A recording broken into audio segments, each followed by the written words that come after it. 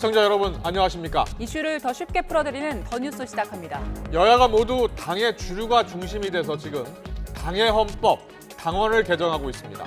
비대위 전환을 비롯해서 기소 후 직무 정지 당원까지 여야 모두 후폭풍을 경계하고 있습니다. 여야 연과 함께 짚어보겠습니다.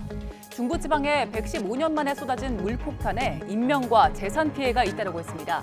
문제는 내일도 또 다음 달에도 폭우 예보가 있다는 겁니다. 이번 폭우의 원인과 특징을 전문가와 함께 알아봅니다. 먼저 오늘의 주요 뉴스부터 보시겠습니다.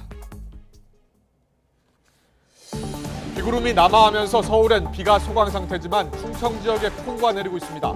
지역을 옮겨 다니는 게릴라 호우는 이번 주 후반까지 계속될 예정입니다.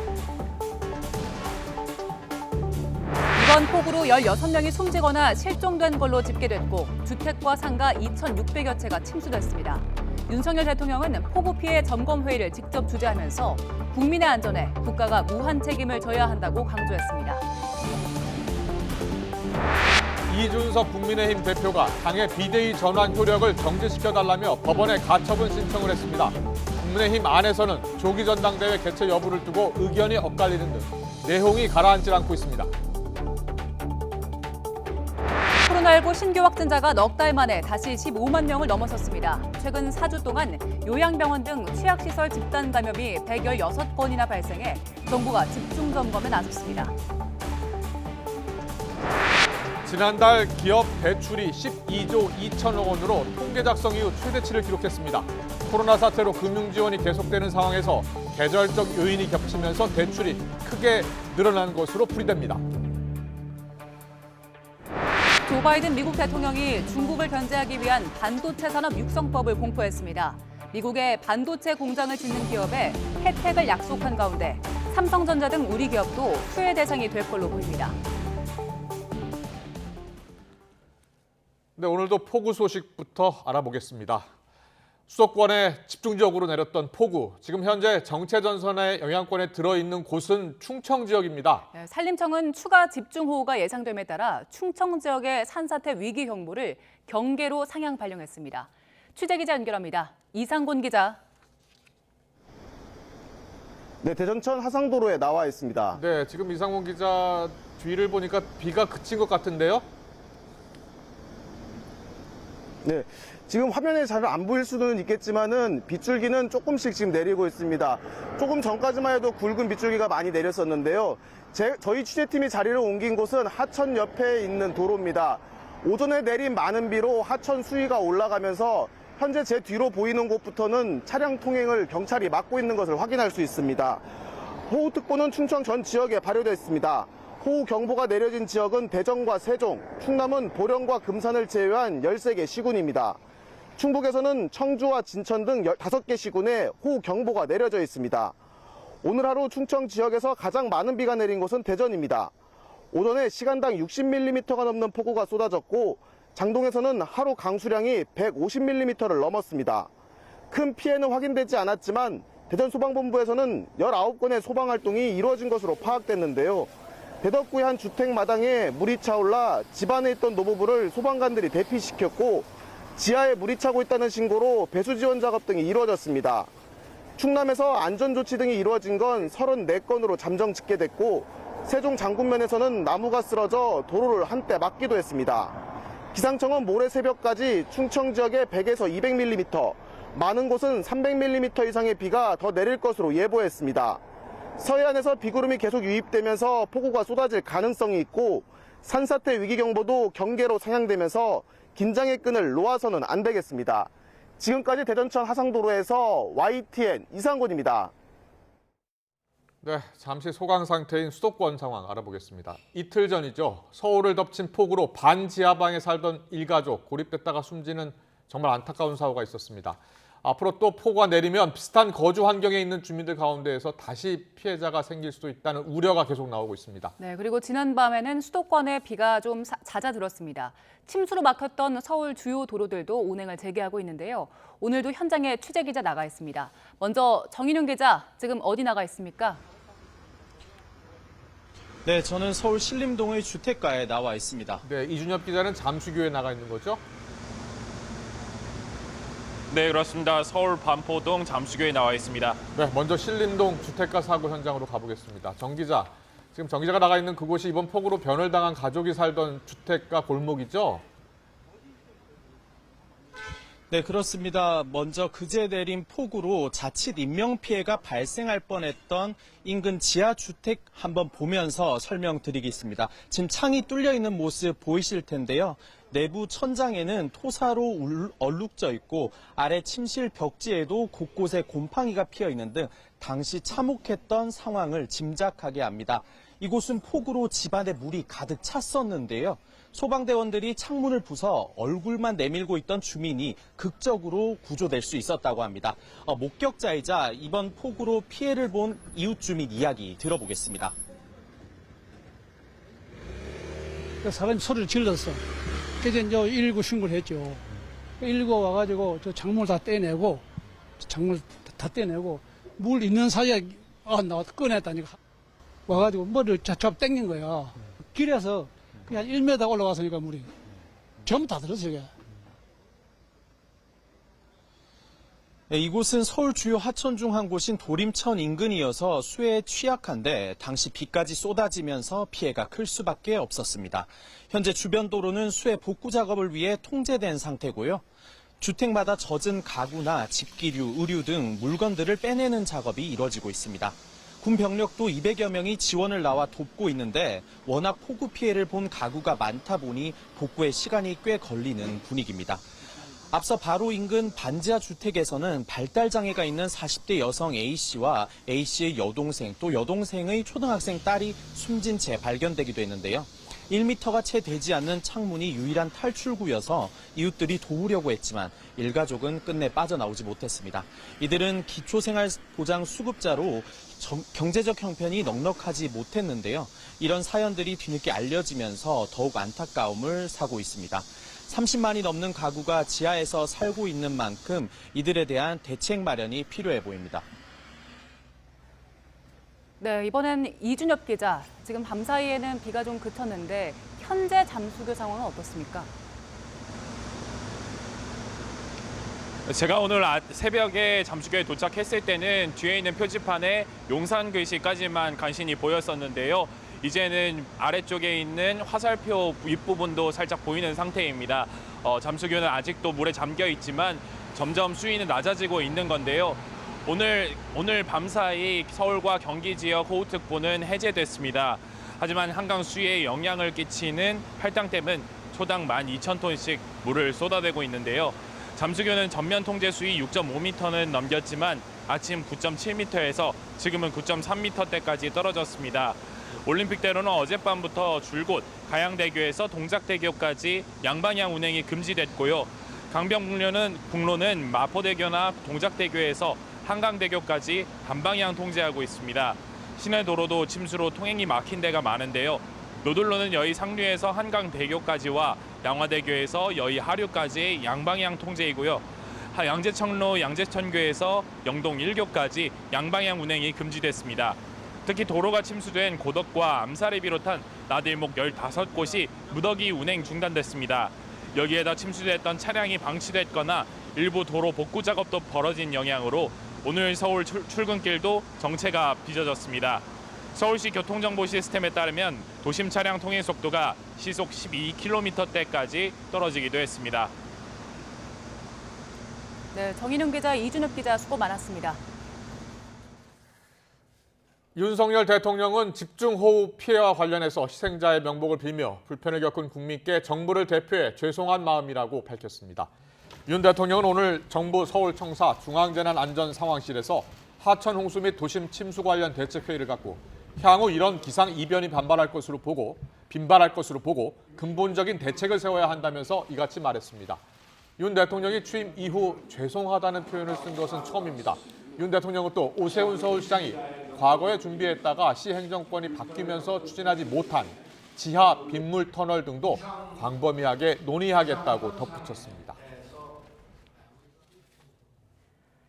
완성차 업계가 집중호우로 피해를 본 소비자들을 대상으로 특별 지원에 나섰습니다. 현대차 그룹은 연말까지 수혜 차량의 수리 비용을 최대 50% 할인해주고 세차 서비스도 지원하기로 했습니다. 또 자차 보험에 가입하지 않은 이용자를 대상으로 300만 원 이내에서 지원하고 렌터카 이용 시 최장 10일 동안 비용의 50%를 지원하기로 했습니다. 르노 코리아차도 9월까지 보험 수리 시 자기 부담금 전액을 지원하고 유상 수리할 경우 공임의 20%, 부품가의 최대 25%를 할인해 주기로 했습니다. 쌍용차는 10월 말까지 전국에 수혜 차량 서비스 전담팀을 운영하고 자차 보험 미가입 차량은 총 수리비의 40%를 할인해 주기로 했습니다. 네, 계속해서 강원도 피해 현장으로 가보겠습니다. 우려했던 산사태가 또 발생했는데요. 사흘간 300mm 넘는 폭우가 쏟아진 강원도 횡성 지역입니다. 네, 다행히 인명피해는 발생하지 않았습니다. 현장에 취재기자 연결합니다. 홍성욱 기자. 네, 강원도 횡성 산사태 발생 현장에 나와 있습니다. 네, 홍성욱 기자, 그곳 피해 상황이 어느 정도입니까? 네, 현장은 말 그대로 쑥대밭으로 변했습니다. 이곳 현장 모습을 좀 보여드리면서 이곳 상황을 좀 설명해드리겠습니다. 산사태 피해를 입은 차량인데요. 차량 뒷유리가 모두 깨졌고 이렇게 온통 내부도 진흙더미입니다. 아직 차량을 꺼내지도 못한 상황입니다. 이 산에서 쓸려 내려온 진흙더미가 양이 엄청난데요. 이 진흙이 얼마나 많은지 좀 보여드리면 이렇게 제 발이 이렇게 깊이 파고들 정도로 진흙이 가득합니다. 현재 긴급 복구 작업을 마쳐서 마을을 잇는 도로만 이렇게 낸 상황인데요. 잠시 저 뒤를 좀 더 보여드리겠습니다. 뿌리째 뽑힌 나무도 보이고요. 긴급 복구 작업에 투입된 이 굴착기가 작업을 계속해서 진행하고 있습니다. 그리고 이 산사태가 발생한 현장, 이 산 비탈면을 좀 보여드리겠습니다. 이렇게 숲 속살이 훤하게 드러났습니다. 계속된 비로 경사면이 완전히 무너져 내린 겁니다. 산사태가 발생한 시간은 오전 6시 반쯤으로 추정되고 있습니다. 강원도 횡성군 청일면 속실리 산속입니다. 이 사고로 산사태 현장 인근 주택 5가구로 이어지는 길이 끊겼고 주민 7명이 고립됐습니다. 다행히 현재 모든 주민이 무사히 구출된 것으로 확인됐습니다. 소방당국은 낙석과 토사를 제거하는 등 진민호를 확보하는 등 복구 작업을 마저 벌이고 있습니다. 계속된 폭우로 집안이 굉장히 약해져 있습니다. 산지가 많은 이 강원 지역 사실상 모든 곳이 산사태 위험 지역이나 마찬가지입니다. 현재 강원 영서 모든 지역에 산사태 경보와 주의보가 내려져 있는 상황입니다. 내일까지 비가 더 오는 걸로 예보돼 있는데요. 경사지에 돌이 굴러내리고 나무가 평소보다 더 심하게 흔들린다면 산사태를 의심하시고 대피하는 게 좋습니다. 지금까지 강원도 횡성 산사태 발생 현장에서 YTN 홍서욱입니다. 네, 산사태 우려 지역은 철저한 대비가 필요한 상황입니다. 자, 수도권과 중부 지역을 중심으로 이어진 기록적인 폭우에 지금까지 9명이 숨지고 7명이 실종된 것으로 집계됐습니다. 정부는 중대본 3단계를 유지하면서 재난 상황에 대응하고 있고 서울시는 이재민 지원 등을 위해서 자치구에 300억 원을 긴급 투입했습니다. 취재기자 연결합니다. 차유정 기자. 네, 서울시청입니다. 네, 지금까지 집계된 인명피해부터 볼까요? 네, 중앙재난안전대책본부 현황을 보면 폭우로 인한 사망자는 현재까지 9명입니다. 주택이 침수되거나 산사태 등으로 토사에 매몰되고 감전돼 숨지는 사고가 발생했습니다. 실종자는 7명이 됐습니다. 어젯밤 경기도 남양주에서 15살 여학생이 귀가하다가 집 근처의 하천이 범람해 급류에 휩쓸려 실종됐습니다. 그제도 하천 범람으로 실종되거나 지하상가 등에 있다가 갑자기 불어난 물에 실종되는 사고가 잇따랐습니다. 침수 피해와 이재민 주 모두 늘었습니다. 주택과 상가 2,670여채가 침수됐습니다. 이재민은 모두 600명이 발생한 것으로 집계됐습니다. 다만 서울시 자체 집계 규모는 800여 명으로 더 많아서 정부의 최종 이재민 집계 규모는 훨씬 더 늘어날 가능성이 있습니다. 공공시설 가운데선 지하철 선로 침수가 10건, 철도 피해도 6건입니다. 정부는 최고 수위 대응 단계인 중대본 3단계를 유지하고 실종자 수색에 주력하고 있습니다. 서울시는 자치구에 300억 원을 긴급 지원해서 이재민 거주지 마련과 피해 복구에 주력하고 있습니다. 지금까지 서울시청에서 전해드렸습니다. 정체 전선이 남쪽으로 이동하면서 서울 등 중북부 지방은 지금 비가 소강 상태를 보이고 있습니다. 반면 충청 지방은 모레까지 매우 강한 비가 집중된 걸로 보여서 호우 피해에 대한 대비가 필요합니다. 자세한 날씨는 기상캐스터 연결해서 알아봅니다. 윤수빈 캐스터. 네, 청계천에 나와 있습니다. 네, 서울은 지금 비가 소강 상태를 보이고 있습니다. 지금 계신 청계천도 출입 통제가 모두 해제됐다고요? 네, 서울은 보시는 것처럼 맑은 하늘이 함께하고 있습니다. 중북부 지방에 머물던 정체전선이 남쪽으로 이동했기 때문인데요. 따라서 이곳 청계천 전 구간에 내려졌던 출입 통제도 모두 해제됐습니다. 하지만 내일은 다시 서울에도 비 예보가 들어있는 만큼 추가적인 비 피해가 발생하지 않도록 각별히 주의해 주시기 바랍니다. 자세한 레이더 화면부터 살펴보겠습니다. 중북부 지방에 많은 피해를 줬던 정체전선은 지금 남쪽으로 이동한 상태입니다. 따라서 충청 지방에는 시간당 10에서 20mm의 강한 비가 내리고 있는데요.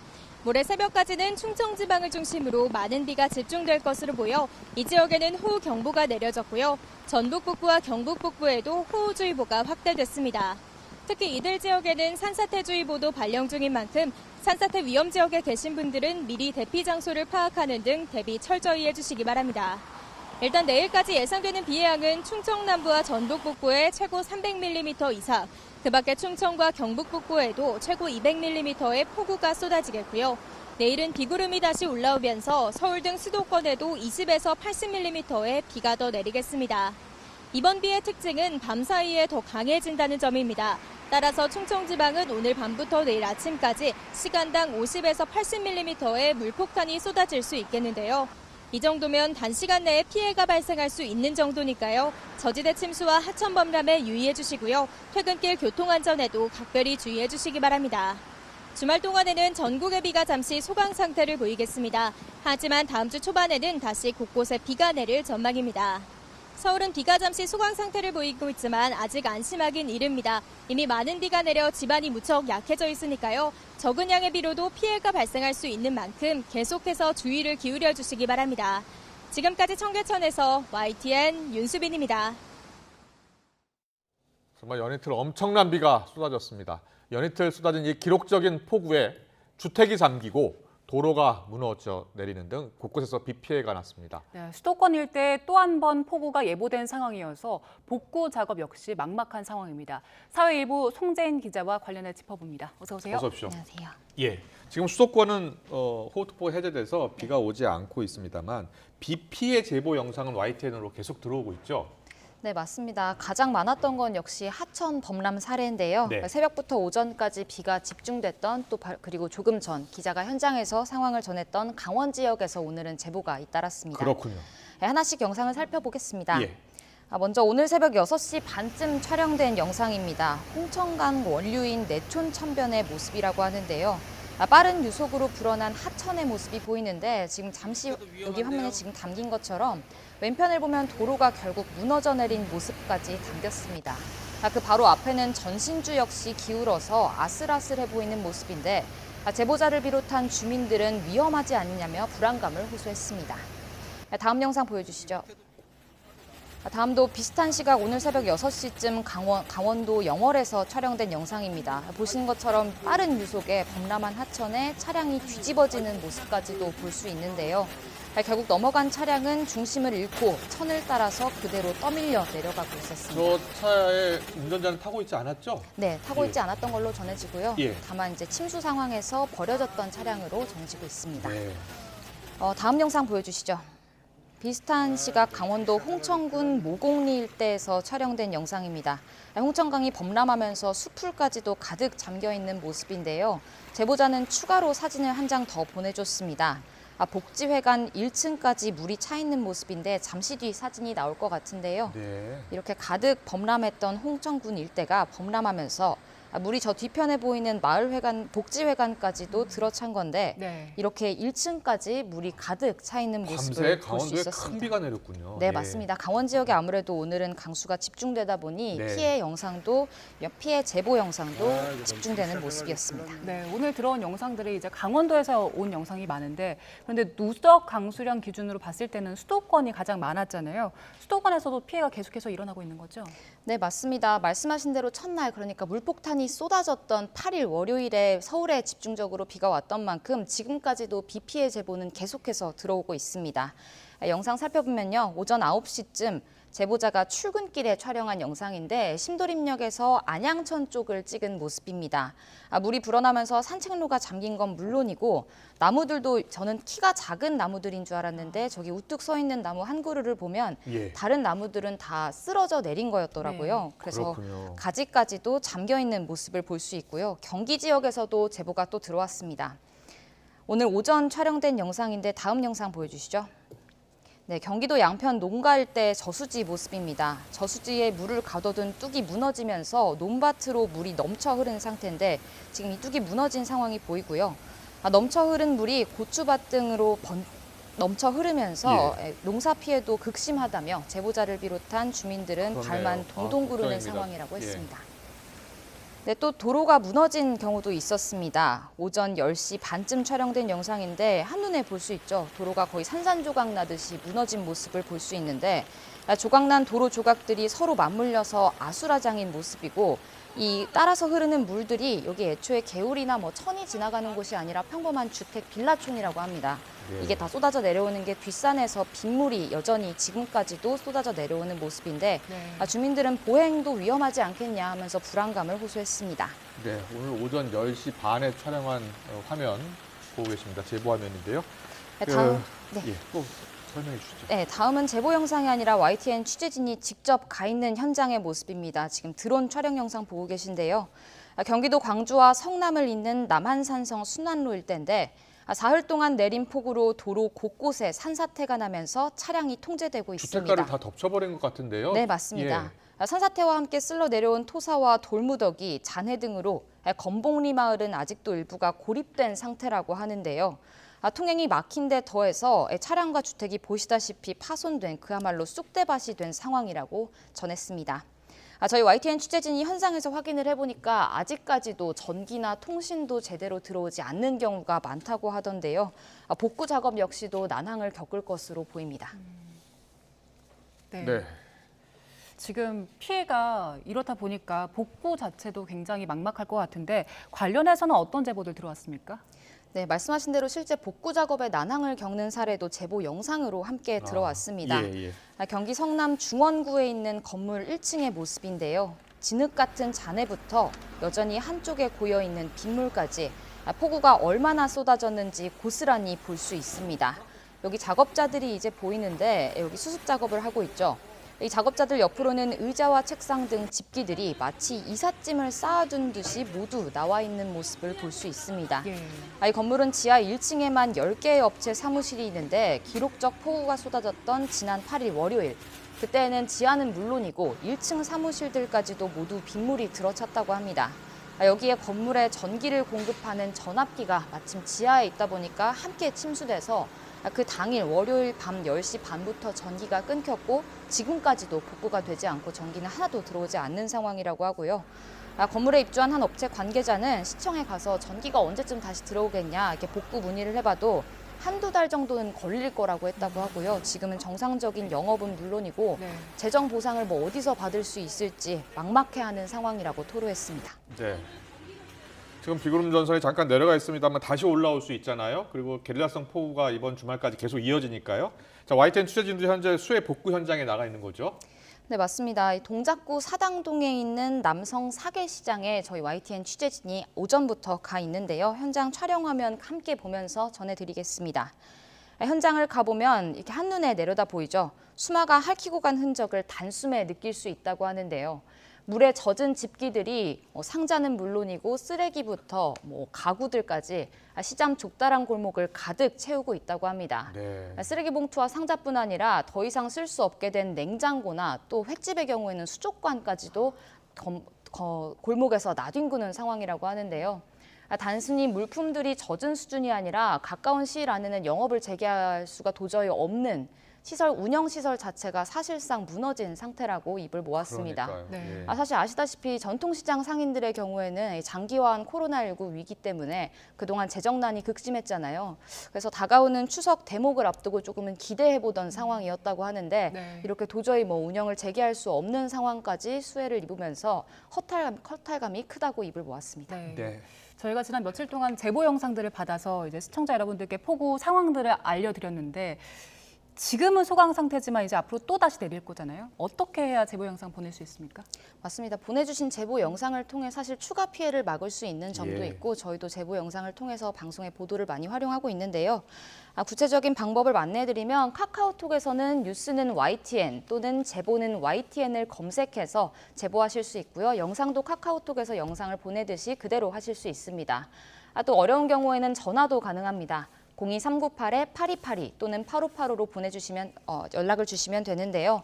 다만 유의하실 점은 영상을 찍으실 때는 무엇보다 안전에 꼭 유의해 주시길 바랍니다. 네, 잘 들었습니다. 지금 일단 게릴라성 폭우가 앞으로도 더 내린다고 하니까요. 충분히 좀 대비를 하셔야 될 것 같습니다. 특히 지속적인 비로 지금 지반이 많이 약화된 곳이 많고요. 또 산사태 우려가 큰 지역에서는 미리미리 대비를 하셔야 될 것 같습니다. 사회일부 송재인 기자와 함께 비 피해 상황 짚어봤습니다. 잘 들었습니다.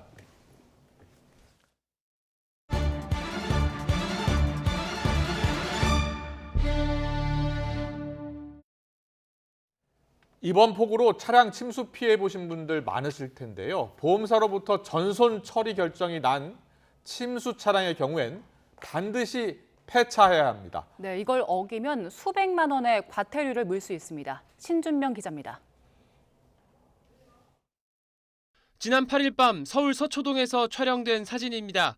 운전자로 보이는 남성이 물에 완전히 잠겨버린 자신의 차량 위에서 하염없이 구조를 기다리는 모습이 SNS를 통해 알려지면서 안타까움을 샀습니다.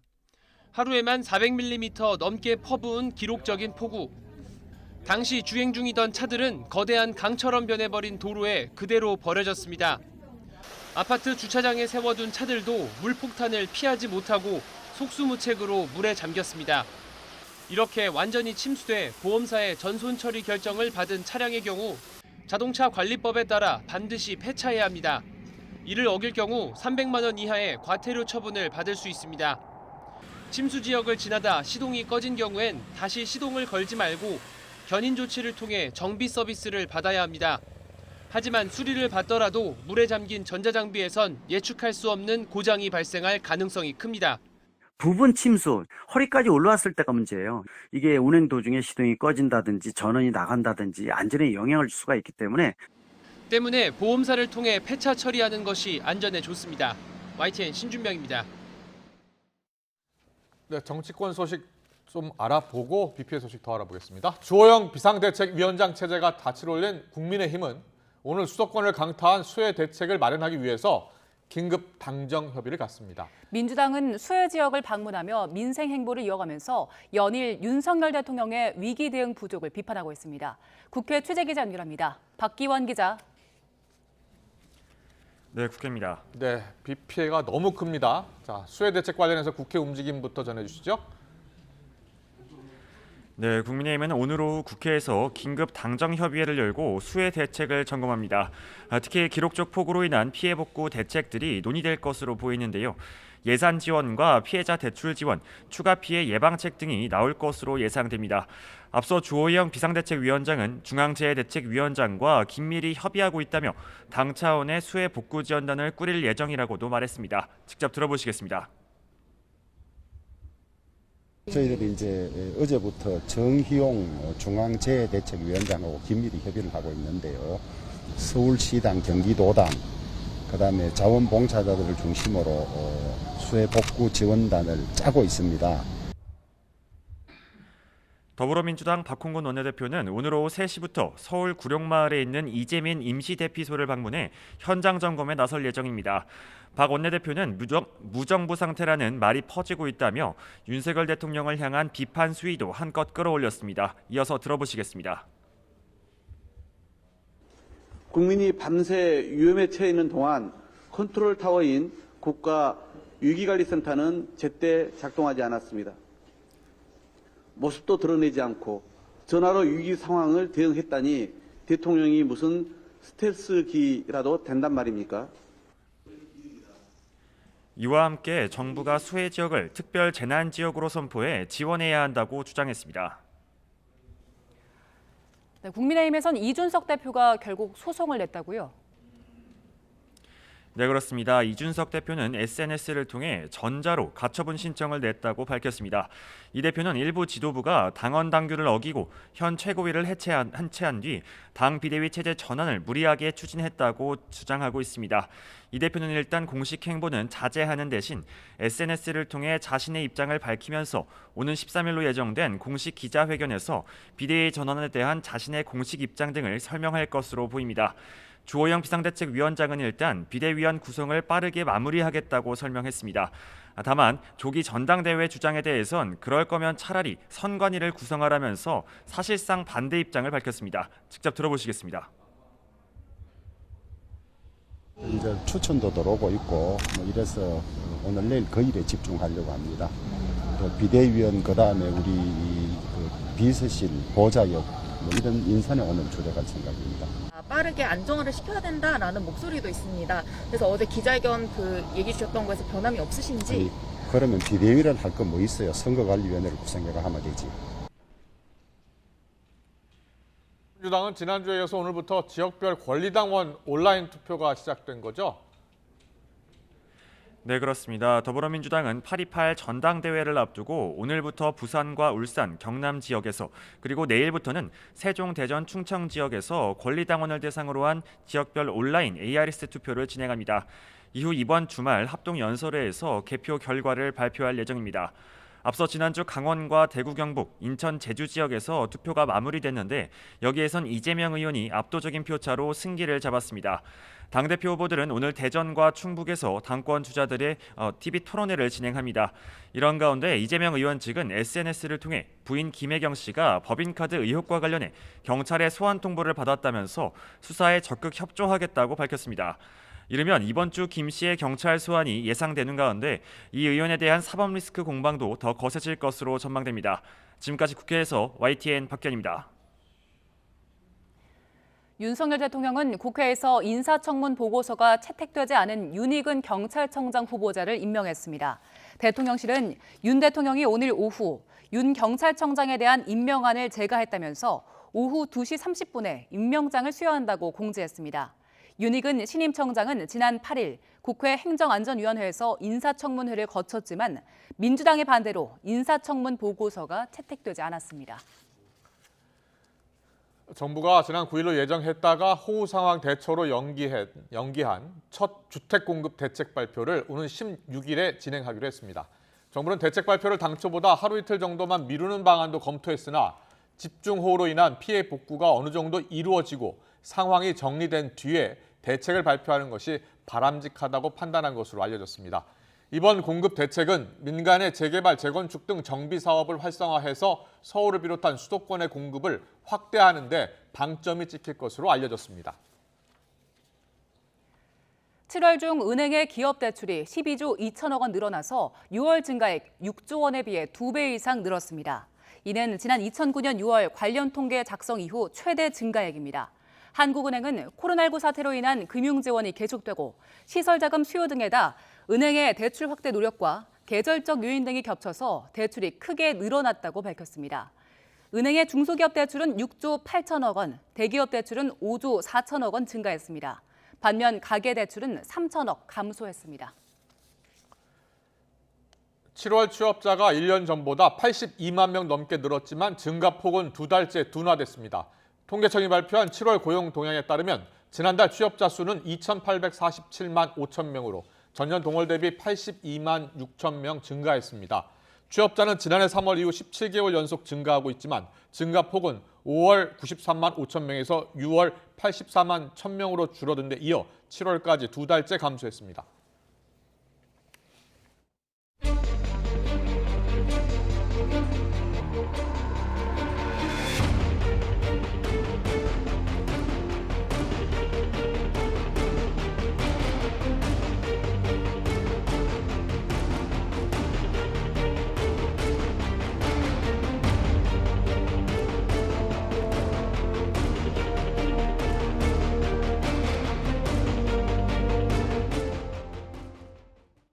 네, 중부지방에 내린 폭우는 지금은 소강 상태입니다만 오늘과 내일 충청 지역에 최고 300mm 이상의 폭우가 지금 내릴 것으로 예보되고 있습니다. 또 다음 주 초반까지 다시 중부지방을 중심으로 많은 비가 내릴 가능성도 있어서 추가 피해도 우려되는 상황입니다. 115년 만에 이례적인 집중호우, 그 원인과 또 물폭탄의 예상 시나리오를 김해동 계명대 지구환경학과 교수와 짚어보겠습니다. 나와 계시지요? 네, 반갑습니다. 안녕하십니까? 네, 교수님. 걱정이 많습니다. 기상 관측 사상 115년 만에 가장 많은 비가 서울에 내린 건데요. 자, 8일부터 어제까지 누적 강수량이 지금 최대 500mm를 돌파했습니다. 이런 폭우를 혹시 보신 적이 있습니까? 예, 최근에 보면은 우리나라 같은 경우도 2020년에 섬진강 폭우를 위시해서 이런 많은 비가 내린 사례가 있었고요. 네. 그리고 해외까지 생각을 한다면은 작년에 서유럽 폭염부터 해서 호주 시드니 폭우라든가 리즈번에 사흘 만에 1,500mm 비가 왔다든가 이런 뉴스 보도가 많이 있었기 때문에 이번에 내린 이틀 동안에 500mm라고 하는 것이 전 세계적으로 보면 그렇게 큰 비라고는 저는 생각하지 않고 있습니다. 그렇군요. 네. 전 세계에 내린 비 이런 폭우를 비교해 보면 그렇다는 말씀이시죠? 네. 그렇습니다. 예. 네. 그래도 저희가 지금은 이제 115년 만에 이례적인 이런 식으로 비가 많이 왔다라고 표현을 하고 있는데 기상청에서도 재직을 해 오셨잖아요. 이 비가 예. 얼마나 많은 양인지 저희가 체감할 수 있도록 설명을 좀 해주시겠습니까? 예, 우리나라 연평균 강우량이 1년 동안 내리는 양이 약 1,200mm 정도 되고요. 네. 대구를 포함한 내륙 지역 같은 경우는 1,000mm도 안 됩니다. 980mm 정도 됩니다. 예. 그러니까 1년 동안에 내리는 양의 약 50%가 내렸다는 얘기고요. 네. 그리고 서울에서 이번에 시간당 140mm 비가 내렸는데 네. 이것은 금년 1월부터 장마가 시작되기 전까지 우리나라 전체 내린 강우량이 한 89mm 정도밖에 안 되거든요. 네, 그렇게 네. 생각해 보면 이 비가 얼마나 큰 비인가 하는 것을 우리가 짐작해 볼 수 있겠습니다. 그렇네요. 한 이틀 동안 내린 비의 양이 거의 1년의 절반에서 3분의 1 정도 되는 그런 엄청난 양의 비가 쏟아진 건데, 자, 그렇다면요. 어떤 이유 때문에 이렇게 지금 중부지방에 물폭탄이 쏟아지고 있는 겁니까? 예, 이번 내린 비를 이제 정체전선 이런 얘기를 하고 있는데요. 이것이 이제 7월 하순 말에 끝난 본격적인 장마하고는 조금 성격은 다릅니다. 예, 북태평양 고기압이 이상적으로 거의 북한 지방까지 확장되어 있었고요. 예. 그리고 또 하나 그것만 했다고 해서 비가 내릴 수 있는 것은 아닌데 이번에 그 바레만 위쪽에 고기압이 하나 있었고 그다음에 블라디보스톡 쪽에 저기압이 하나 있었습니다. 네. 그리고 오적해에 고기압이 생겨가지고 이 저기압들이 이동해 가지 못하도록 소위 말하는 블로킹 현상이 있었고요. 그래서 이 바레만 쪽하고 블라디보스톡에 위치한 고기압과 저기압이 북쪽의 찬 공기를 가지고 내려오면서 장마전선과 부딪히고 그 부딪힘으로 인해서 예. 상승 기류가 만들어졌습니다. 그렇군요. 네. 예. 그럼 지금 내리는 비는 이제 장마는 아니고 별개 기단으로 내리는 거네요. 예, 우리가 겉으로 보면은 장마전선하고 거의 똑같은 이제 정체전선입니다만 기상학적으로 따져보면 7월에 종료가 된 장마하고 지금 내리는 정체전선하고는 형성 메커니즘은 다르다고 말할 수 있습니다. 네. 네. 우리나라가 지금 현재 아열대 기후로 변하고 있고요. 또 예. 라니냐 현상이 연속적으로 발생하면서 또 이렇게 폭우가 내린다고 하더라고요. 어떻게 관계가 예. 있는 겁니까? 그러니까 이 라니냐 현상 같은 경우 엘니뇨, 라니냐 이런 얘기를 많이 하고 있지 않습니까? 그러니까 이 엘니뇨, 라니냐 하는 것은 2년에서 한 7년 정도 주기로 북태평양의 동부와 서부 사이에 해수 온도가 큰 편차를 보이는 그런 현상입니다. 엘니뇨와 반대로 동부 태평양의 해수 온도가 평년보다 많이 낮아지고 예. 서쪽 태평양의 수온은 높아지고 이런 현상들인데요. 예. 이런 현상이 생기면 우리나라 쪽에서는 북태평양 고기압이 이상 발달을 하는 금년과 같은 이런 현상이 발생을 하는 겁니다. 그래서 그렇군요. 이번 비의 예. 경우에도 북쪽에 찬 공기가 내려온 것만 이유가 되는 것이 아니라 북태평양 고기압이 과거에 비해서 매우 북쪽으로 많이 확장돼 있었던 것, 이것이 원인이 된 것입니다. 알겠습니다. 한마디로 보면 해수면 온도가 크게 변하면서 지금 이런 정체 전선이 나타난다 이렇게 보면 될 것 같은데요. 중부지방에 지금 네. 집중호우가 쏟아졌고 정체 현상이 나타나고 있는 것 아니겠습니까? 네, 그렇습니다. 네. 정체 전선에 대해서 좀 더 설명을 해주시죠. 그러니까 이게 장마 전선의 경우에는 북태평양 고기압이 이렇게 올라올 때 예. 상공에 제트 기류가 만들어져서 이 수렴류를 만드는 것이고요. 네. 이번의 경우는 북태평양 고기압이 사실 이번에 기상청에서 그런 얘기를 했죠. 장마가 끝나고 나면은 폭염이 기승을 부릴 것이다 이런 얘기를 했거든요. 네네. 그 이유가 무엇인가 하면은 북태평양 고기압이 굉장히 발달해가지고 한반도를 완전히 장악할 것이다 그런 류의 얘기였습니다. 네. 그래서 그것이 일부가 정확한 것이었고, 근데 문제는 무엇인가 하면은 바레만 하고 그 블라디보스톡 쪽에 강한 고저기압이 이동성 고저기압이 만들어지면서 북쪽 찬 공기를 가지고 내려오는 이런 돌발 현상이 발생한 것이 문제였습니다. 네, 그래서 장마 정체전선이라는 것은 북쪽의 찬 공기와 남쪽의 따뜻한 공기가 세력 싸움을 하는 그것이 이제 정체전선이라고 말할 수 있겠습니다. 네, 이렇게 원래는 비를 뿌리고 나서 이게 해소가 돼야 되는데 지금 정체가 돼 있기 때문에 계속 비가 내리는 거잖아요. 그러면 그렇습니다. 언제까지 비가 더 내리겠습니까? 그리고 이번에 이제 정체전선이 형성된 것이 이 앞에 북쪽의 고기압과 저기압이 형성돼서 그것이 찬 공기를 끌어내려왔다 이렇게 말씀드렸죠. 네. 근데 보통은 이 고저기압이 빠른 속도로 동쪽으로 빠져나가야 되거든요. 근데 이번엔 보면은 5척도 해에 고기압이 형성되면서 이 우리나라의 찬 공기를 가지고 내려온 고저기압이 빠져나가지 못하도록 소위 블로킹 작용을 하고 있습니다. 그래서 이 장기간에 걸쳐 가지고 이 정체전선이 형성되고 있고요. 그리고 다행이라면 이상하지만 지금 이제 예상보다는 장마전선이 좀 남쪽으로까지 지금 내려오고 있거든요. 근데 원래는 북태평양 고기압 세력이 대단히 강하기 때문에 이것이 서울 인근에서 더 내려오지 못하고 거기서 오히려 더 오랫동안 정체할 것으로 그렇게까지 예상이 되었던 겁니다. 네, 강력한 비구름대 정체 전선이 지금 중부지방에서 왔다 갔다 움직이고 있는데요. 9월에도 이렇게 큰 비가 올 가능성이 있는 겁니까? 그렇습니다. 작년도 그렇고 재작년도 그렇고 매년 보면은 이 여름철에 내리는 비보다도 가을에 이번과 같은 이런 정체 전선이 만들어지면서 많은 비가 오고요. 그리고 지금도 뭐 남쪽에서 이 태풍이 올라오고 있습니다만은 여름에 오는 이 태풍의 경우에는 대부분이 남해에서 대부분 그 세력을 잃게 됩니다. 그러나 가을이 되면은 그 슈퍼 태풍급 강한 태풍이 올라오는데 이것이 정체 전선을 찾아서 올라오는 그런 특성이 있습니다. 그래서 최근에 보면은 여름 장마철에 내려오는 비보다는 가을에 형성되는 그 정체 전선에 수반된 비가 훨씬 많고요. 그것이 큰 재해를 가져오는 것이 거의 자리를 잡고 있는 그런 상황입니다. 네, 알겠습니다. 이례적인 집중호우 원인과 특징 전망까지 짚어봤습니다. 김해동 계명대 지구환경학과 교수와 함께했습니다. 잘 들었습니다. 예, 감사합니다.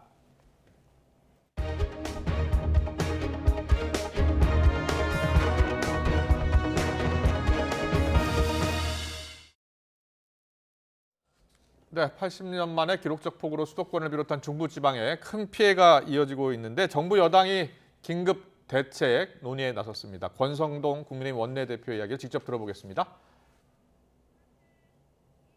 님의 말씀을 듣겠습니다. 예. 당 상임고문단과의 회동으로 인해서 조금 돌아오는 길에 교통체증이 워낙 심해서 조금 늦었습니다. 송구하다는 말씀을 드립니다. 115년 만의 기록적인 폭우로 지금까지 서울 경기에서만 사망자 9명, 실종자 7명의 인명피해가 발생했습니다. 먼저 수해로 유명을 달리한 분들의 명복을 빕니다. 또한 실종자의 무사귀환과 부상자 여러분의 빠른 쾌유를 기원합니다. 손쓸 틈도 없이 쏟아지는 물폭탄에 시민들의 출퇴근길은 막혔고 하루아침에 삶의 터전을 잃은 이재민도 570명에 이릅니다. 하지만 이러한 엄청난 자연재해 속에서도 우리 국민들은 배수관을 막고 있는 쓰레기를 맨손으로 치우고 목까지 물이 찼는데도 고립된 여성을 구하러 뛰어드는 등 매우 성숙한 시민의식을 보여주셨습니다. 이 자리를 빌려 시민 영웅들께 감사드립니다. 반면 제1야당인 더불어민주당은 마치 물 만난 물고기처럼 자연재해에 맞아 정치 공세의 소재를 삼으며 어떻게든 국정을 흔들려고 안간힘을 쓰고 있습니다. 여전히 우리 정치는 국민 수준에 못 미친다는 생각이 듭니다. 국가적인 재난 상황에 여야가 따로 있을 수가 없습니다. 지금은 분열과 갈등 조장이 아닌 위기 극복을 위해 힘을 모아야 할 때입니다. 민주당은 자중해야 합니다. 야당의 무책임한 정치 공세에도 불구하고 우리 국민의힘은 책임있는 집권 여당으로서 재난위기에 신속하게 대처하기 위해서 오늘 긴급 당정협의회 자리를 마련했습니다. 비상한 재난 상황입니다. 밤사이 수도권 폭우는 소강 상태이나 비구름이 남하하면서 충청과 경북 지역에 비가 내리고 있어 추가 피해가 예상됩니다. 윤석열 대통령께서 강조하셨듯이 국민 안전에는 국가가 무한 책임을 져야 합니다. 정부에 당부드립니다. 가용 예산과 행정력을 총동원하여 피해 복구에 집중해 주십시오. 부처 간의 벽을 허물고 국민 피해를 최소화하기 위한 선제적이고 종합적인 피해 대책을 마련해야 합니다. 특별히 복구 현장에서 배수 펌프 등 장비가 부족하다는 의견이 보고되고 있습니다. 정부 차원에서 복구 장비 지원책을 신속히 마련해 주시길 바랍니다. 우리 국민의힘은 피해가 큰 지역에 대해서는 특별재난지역 선포가 신속히 이루어질 수 있도록 정부에 요청할 방침입니다. 예비비 지출, 금융지원, 세금 감면 등 실질적인 피해 지원 대책도 오늘 이 자리에서 마련해 나아가겠습니다. 각 지방자치단체에도 당부 말씀을 드립니다. 서울시의 경우 우면산 산사태 직후 오세훈 시장이 10년간 5조 원을 투입해 대심도 빗물 터널을 건설하겠다는 계획을 발표했으나 박원순 시장 취임 이후 관련 예산이 대폭 삭감되었습니다. 지난해에는 민주당이 90% 이상을 장악했던 서울시 의회에서 수방 예산을 248억 원 삭감한 채 통과시켰습니다. 근시안적인 행정집행으로 서울 시민들이 피해를 떠안게 되었습니다. 이번 지방선거 결과 다수의 광역 및 기초자치단체에서 시도정 교체가 있었습니다. 우리 당 소속 광역 및 기초단체장님들께서는 민주당으로부터 인수받은 올해 예산안의 문제점을 철저히 점검하고 내년도 예산안에 대책 예산이 들어갈 수 있도록 각별히 챙겨봐 주시길 바랍니다. 거듭 이번 수해로 사망하신 분들의 명복을 빌며 추가적인 인명피해가 발생하지 않도록 빈틈없는 대비태세를 정부에 거듭 당부드립니다. 우리 국민의힘은 당 차원의 수해 복구 활동에 적극 나서겠습니다. 위기 극복을 위해 당력을 집중하겠습니다. 미국과 중국이 타이완 문제 등 곳곳에서 갈등을 빚고 있는 가운데 미국이 중국을 견제하는 반도체 산업 육성법을 공포했습니다. 조 바이든 대통령은 반도체 메이드 인 아메리카를 선언하면서 미국이 돌아왔다며 관련 산업을 육성하겠다는 의지를 분명히 했습니다. 보도에 김상우 기자입니다. 바이든 미국 대통령이 지난달 의회를 통과한 총 2,800억 달러 규모의 반도체 기술의 우위 유지를 위한 반도체 산업 육성법에 서명했습니다. 바이든 대통령은 중국과 한국, 유럽이 반도체 산업을 발전시키기 위해 수십억 달러의 투자를 진행하고 있다면서 반도체 메이드 인 아메리카를 선언했습니다. But these industry leaders also see America is back. The future of the chip industry is going to be made in America. 지난달 코로나19에 감염된 뒤 치료 후 재발을 보였던 바이든 대통령은 여러 차례 기침을 하면서도 미국이 한때 세계 1위의 연구개발 투자국이었다며 반도체 강국의 재건 의지 연설을 이어갔습니다. 특히 제블린 미사일 등 핵심 무기에도 반도체가 필요하다면서 중국을 중국 공산당으로 지칭하며 중국이 이 법을 막기 위해 노비했다고 직격탄을 날렸습니다. It's no wonder the Chinese Communist Party actively lobbied U.S. business against this bill. 앞으로 미국에서는 국방 관련 반도체 제조는 물론 반도체 연구개발 등이 지원되고 미국의 반도체 공장을 짓는 기업에는 25%의 세액공제가 적용됩니다. Today, Mr. President, with the stroke of your pen, America declares our economic independence. We strengthen our national security. 법안이 발효됨에 따라 미국의 인텔을 비롯해서 타이완의 TSMC, 텍사스의 공장을 증설키로 한 삼성전자 등이 수혜 기업이 될 것이란 전망도 나오고 있습니다. YTN 김상호입니다. 네, 여야는 최근 비대위 전환, 또 기소 후 직무 정지 제한 풀기 등 당원 개정에 나서고 있는데요. 과거 논란이 된 당원 개정과 계파 갈등은 늘 대가를 치른 경험이 있는 만큼 촉각을 곤두세우고 있습니다. 여야의 당원 개정 움직임과 관련해서는 잠시 뒤 더 뉴스 2부에서 여야 의원과 함께 짚어보겠습니다.